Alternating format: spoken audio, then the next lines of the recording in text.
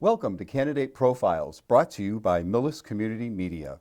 I'm Peter Themistocles. I'm a member of the Millis Community Media Board of Directors, and I'm happy to host these profiles. Our Candidate Profiles series is designed to help you, the Millis voter, become better acquainted with the candidates in this May's local elections. All the candidates, opposed or unopposed, were invited to our studios for 15 minutes to answer questions submitted by Millis residents. I will ask the questions on behalf of the residents, and we will allow approximately 1.5 minutes for their answers before moving to the next question. Each candidate will have 1 minute at the open and the close for their opening and closing statements. Now, joining me now is Robyn Briggs, a candidate for re-election to the school committee. Hi, Robyn. Thanks for coming in. Hi, thanks for having me. And please take it away with your opening statement. Okay, my name is Robyn Briggs. I've been a resident in Millis for about 15 years. I have 2 girls, a 3rd grader and a kindergartner, and this is my 2nd term that I would be on the school committee. I have learned so much the last 3 years, and of course with the monkey wrench of coronavirus and having to pivot and do all kinds of different policies and learning about how the school implements those has been a real challenge, but also a great learning experience. And I hope to continue learning more through this position in the future. Thank you. And in fact, let's start with the first question about the COVID-19 situation. This comes from a Millis resident. One of the biggest issues the school committee has dealt with has been the COVID-19 pandemic.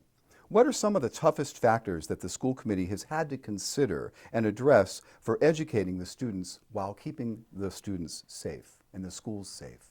Right, so there are many stakeholders in the school. We've got the teachers, we have the students, we have the administration, and we have to try to make sure that all parties are satisfied, right? And the parents as well, excuse me, forget about them.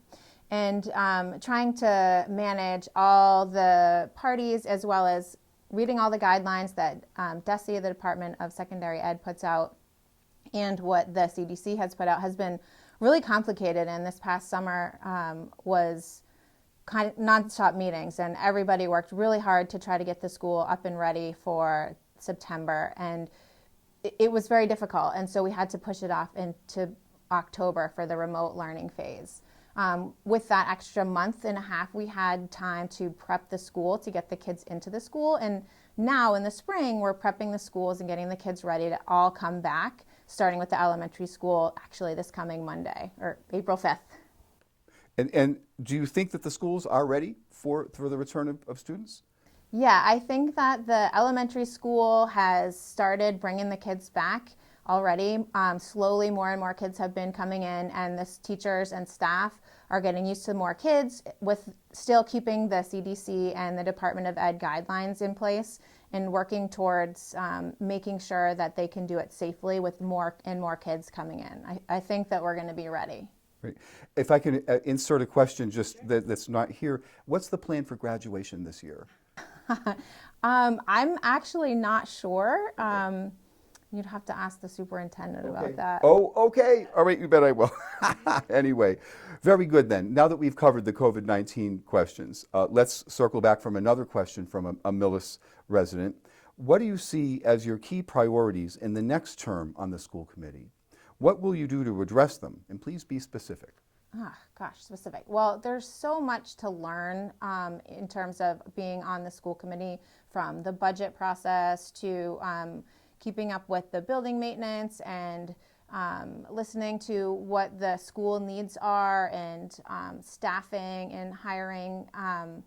And I think that the superintendent sort of steers the ship, and the school committee runs the budget and policy. Typically, this year has been an anomaly with the coronavirus in the school committee having to step in because the Department of Ed has said that they make more decisions now. Typically, the superintendent, again, drives the ship, and we're there to sort of kind of stamp some of the paperwork to make sure that the ship is going in the right direction. Thank you. Next question. What are some of the biggest budget challenges for the schools right now?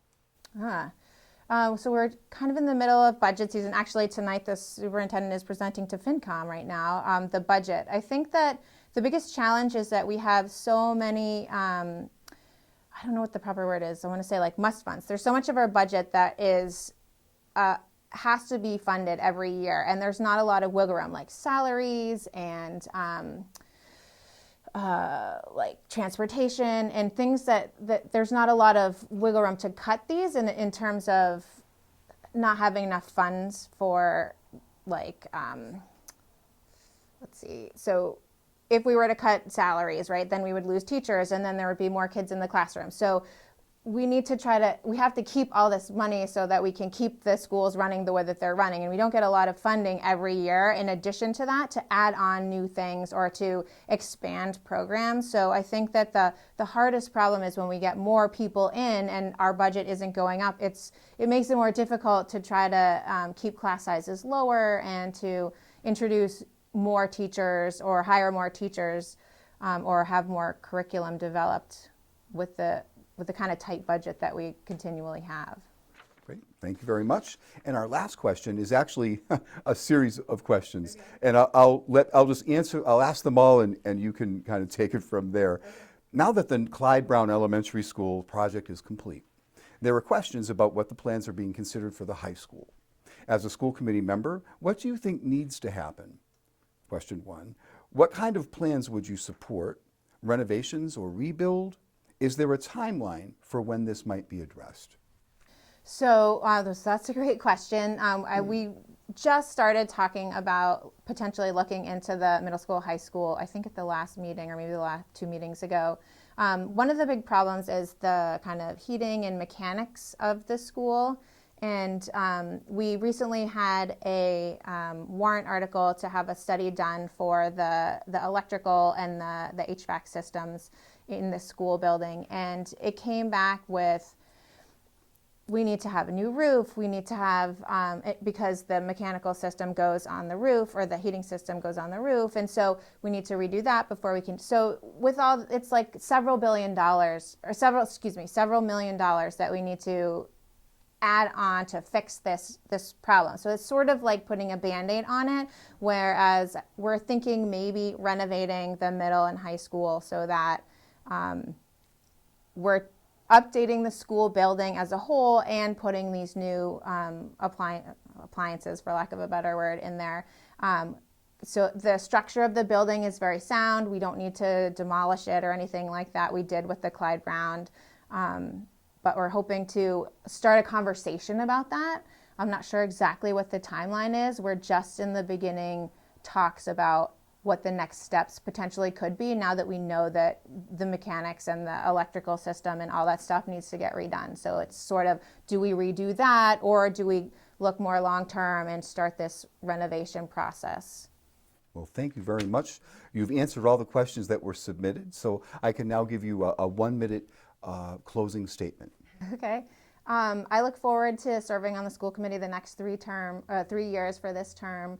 There's still so much to learn, and as a teacher myself, I hope to bring the insight that I have on the teacher side to the school committee and have that kind of other hat that I wear, not just a parent and a town member, but also a teacher. And yeah, that's really it. Great. Well, thank you, Robyn Briggs, for joining our Candidate Profile series. Thanks. All right, and thank you for watching. And of course, we'll see you all at the polls on May 10th.